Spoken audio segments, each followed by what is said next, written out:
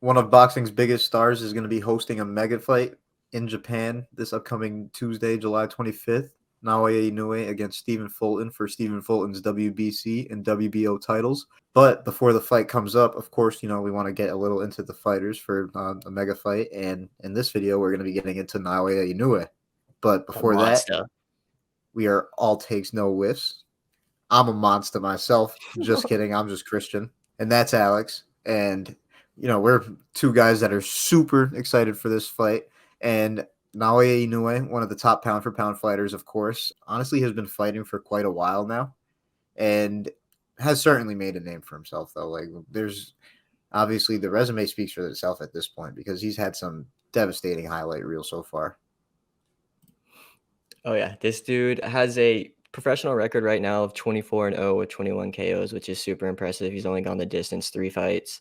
And then his amateur record is 75-6, which is really good too. But to be honest, since this guy's turned pro, he's been one of the most exciting fighters to watch. He has a KO, it seems like, every single fight, and it started in his first professional fight when he fought Chrison Amameyo. Don't know if I said that right. But it was a 4th round KO. But what was a more even impressive knockout was against Bunam Thammakahun. I probably didn't say that wrong, right? I feel like I said that one pretty good though. But that was an even more impressive knockout. But this guy has had an impressive knockout after knockout. Oh, yeah. But as far as his first fight to go the distance, that was against Roichi Taguchi back in 2013.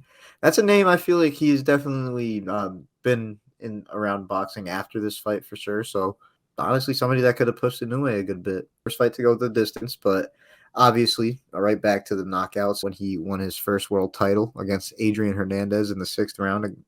Honestly, did him dirty in that fight. And It was honestly like his 6th or 7th pro fight too. yeah, that's what I like about Inoue too. He was kind of like fast tracked. Like he Mm-hmm. only 24 fights at this point and debatably number 1 pound for pound fighter in the world. And this is just with fights like Adrian Hernandez in his 6th or 7th pro fight. But also, I want to try out these names real quick. I feel like I just got an easy couple. Witawas Basapian. Excuse me if I'm wrong, guys, but obviously Inoue, as you guessed, stopped him in the 11th First round title though. defense. And he had to move up in weight because nobody should be that light.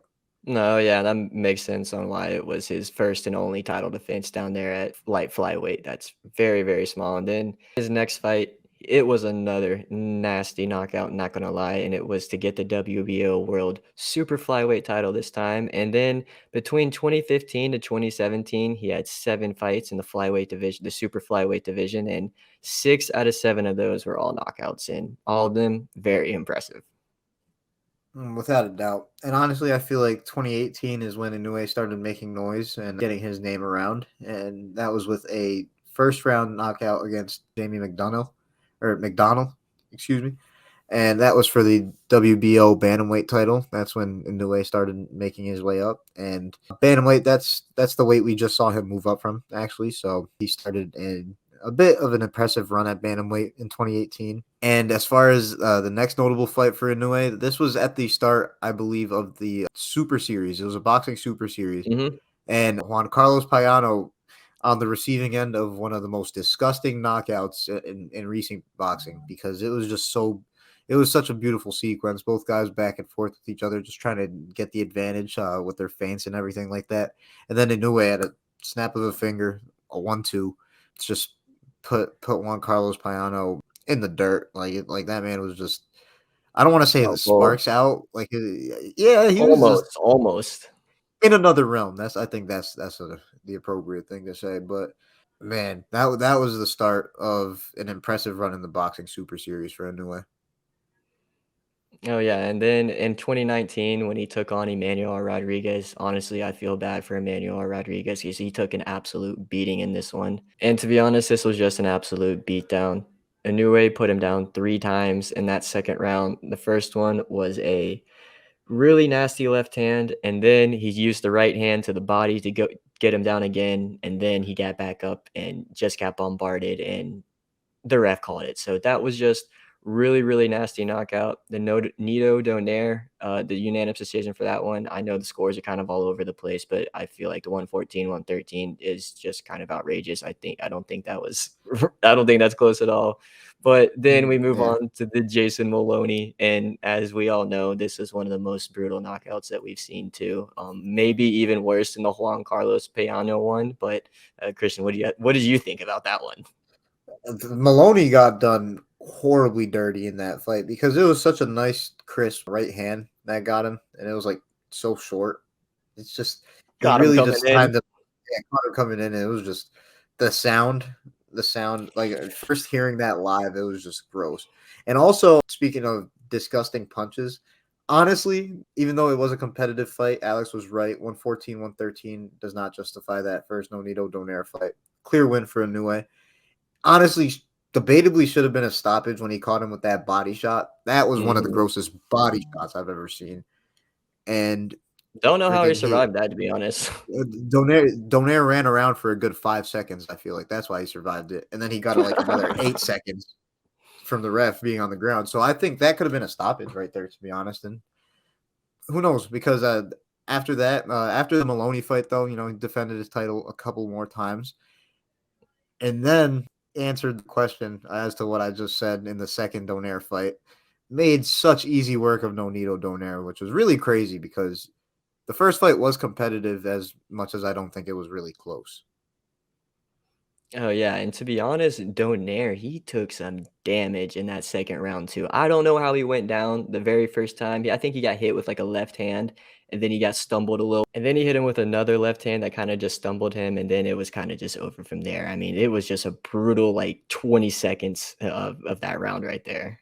Yeah, that left hand you're talking about that stumbled him, disgusting. And then it had Inoue on the chase for Donaire, and then there was this really disgusting sequence right at the end. It was like Inoue just hunting him down, jab, 1-2, 1, 2, Very 3, annihilated Donaire with that last hook right there. That was disgusting right there, and that just as much as good as he was in 2019 against Donaire, that just showed the growth between then and now, which is scary. That's why he's the monster. And then Paul Butler, yeah, They don't want to honestly, fight. not at all. Did not want to fight, but Inoue tracked him down eventually, got him with the 11th round KO, and that made him undisputed.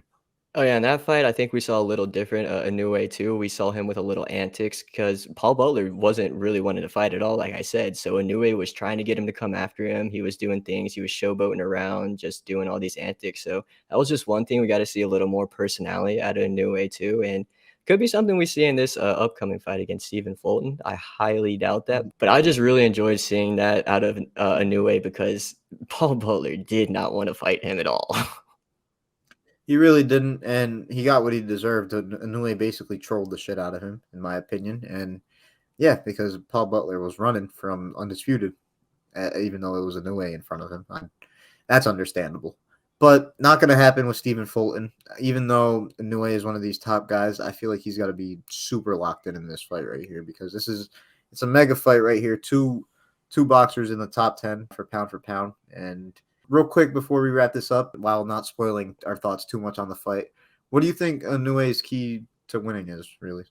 So I think Inoue's probably key to this is just going to be his power, to be honest. I mean, Stephen Fulton has never seen power like this before. So whenever he catches him, maybe once, and he kind of stumbles Fulton. I mean, we've seen Fulton stumbled a couple times, not too many times, but I don't think we have seen him take power like this. So that is what I Mhm. kind of want to see, and I think it's just going to be Inoue's power. Yeah, no, I definitely feel that because I feel like Inoue's boxing skill, it's definitely good enough that he's not going to get completely avoided. Like he's not going to just whiff on everything. So he's definitely going to find his way in and make contact with Fulton.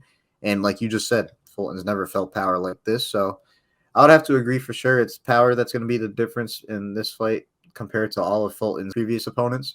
So Inoue just really needs to just come in and be himself. Like as long as Hmm. like in the Fulton video, check that out if you guys haven't.